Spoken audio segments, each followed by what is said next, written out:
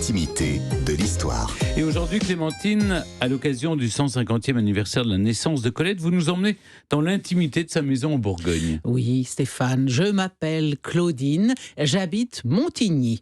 Cette phrase est la première du roman Claudine à l'école. Et Montigny, bien sûr, c'est en fait Saint-Sauveur-en-Puisaye, cette petite commune de l'Yonne où naît Sidonie Gabrielle Colette le 28 janvier 1873. C'est un village pas très joli, que pourtant j'adore, écrit Colette.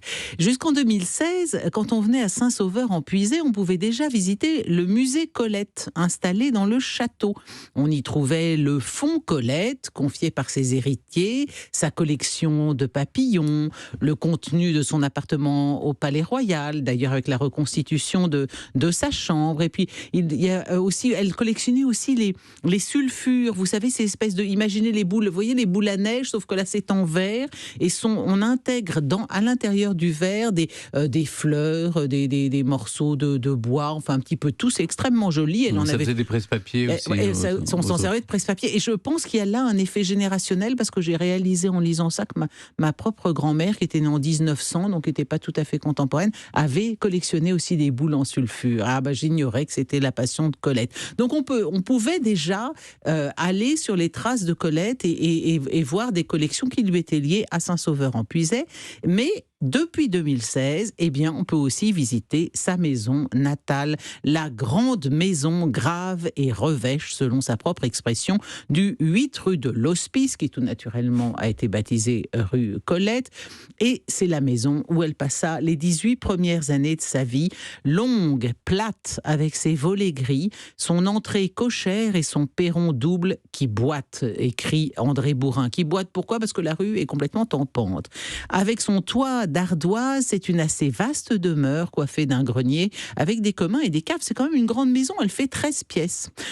C'est plutôt une maison de bourgeois cultivés. Alors on y trouve tout ce qu'on va trouver dans toutes les maisons de l'époque, dans cette catégorie sociale, si vous voulez, c'est-à-dire des fausses pierres de taille, du papier peint absolument partout, des cheminées en marbre, mais des plinthes en faux marbre, des parquets de chêne et une bibliothèque richement pourvue. Mais les deux pièces qui sont particulièrement touchantes, peut-être, c'est à la fois la salle à manger, parce que c'est dans la salle à manger que le père de Colette, le capitaine Jules Colette, il y a beaucoup de photos de lui dans le livre dont on vient de recevoir l'auteur, qui a une tête de tellement brave homme, tellement gentil, il a une tête, il a l'air bon, cet homme. Et c'était un ancien zouave qui avait été amputé d'une jambe à la bataille de Melegnano, et donc il avait obtenu un emploi de percepteur, et qu'il a exercé quelque temps à Saint-Sauveur-en-Puisaye dans cette salle à manger. Et puis il y a bien sûr la chambre de Colette, qui est une pièce exiguë, bas plafond, en fait une sorte de soupente, mais c'était sa pièce préférée, celle où elle se réfugiait. Et puis naturellement le jardin, Stéphane, que vous avez déjà évoqué tout à l'heure,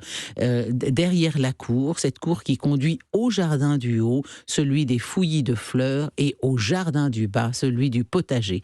C'est dans ces jardins que Gabrielle Colette a acquis auprès de sa mère, Sido, sa connaissance des plantes et des bêtes, l'attention aiguë à tout ce qui veut vivre, l'amour de la liberté et cet art de percevoir le monde à travers tous les sens qui deviendront les marques d'un style unique dans toute l'histoire de la littérature. Dans son œuvre, Colette évoque avec beaucoup de nostalgie le décor de son enfance, et elle a tellement aimé ce lieu que quand elle y est revenue une fois fortune faite pour assister à une inauguration officielle, elle a refusé d'y mettre les pieds.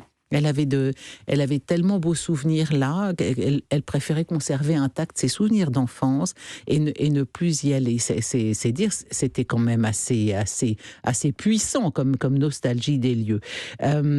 Évidemment, il y avait des images douloureuses parce que la famille avait dû quitter la maison en 1891. Donc elle a vécu 18 ans là-bas, et là, la famille a eu des grosses difficultés financières, était très endettée, et ils ont dû quitter les lieux, vendre les terres que possédait encore Sido, vendre les meubles, vendre une partie de la bibliothèque.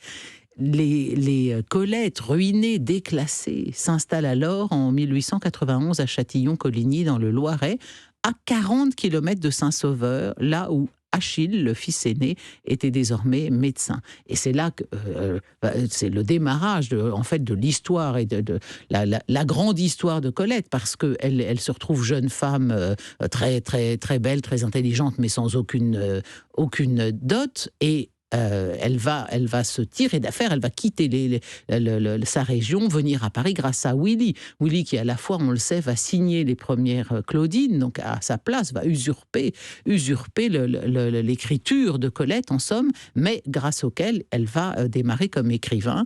Et donc c'est en mai 1893, elle épouse Willy, elle quitte sa famille pour aller habiter à Paris. Devenue écrivaine, Colette va faire de sa maison et de son pays natal un thème récurrent de son œuvre. Sur le site de la maison de Colette, on peut lire « Mieux qu'une simple maison d'écrivain, la maison natale de Colette est le seuil de sa création littéraire. » Et plus loin, « Il n'y a pas ou peu d'équivalent dans l'histoire de la littérature française que cet écrivain qui a consacré autant de pages, autant d'énergie créatrice à recomposer par l'imagination un lieu de vie, la couleur et le motif d'un papier peint, le détail d'une gravure, la forme d'un objet, pièce après pièce, jardin après jardin. Colette aura pendant près d'un demi-siècle cherché à recréer par l'écriture le paradis qu'on lui avait volé à l'âge de 18 ans. Eh bien, à Saint-Sauveur, en Puisaye, dans la maison de Colette, Colette est là, rien n'a changé, elle est revenue chez elle, à la maison. Merci Je vous beaucoup. sens tout estourbi. Mais oui, mais vous connaissez par cœur J'y suis allé, dans cette maison, et puis Saint-Sauveur pas était encore. dedans. Et moi, ça m'a fait aller. honte, parce qu'à chaque fois que je prends l'autoroute du Sud, je vois, vous savez, ces panneaux qui indiquent les lieux de patrimoine majeurs en France. Et à chaque fois, je vois Saint-Sauveur en Puisaye, je me dis, il faut que j'y aille, et je ne l'ai toujours pas fait. C'est nul, mais là, je vais y aller grâce à vous. Et la Stéphane. référence que vous donniez sur les photos et sur le livre, c'est le livre, évidemment, d'Emmanuel Lambert, publié chez Gallimard, Sidonie et Gabriel Colette, avec toutes les photos. Mais dans une de sa qualité famille. en plus. Ah oui, vraiment, Oh là c'est un là. très très beau livre.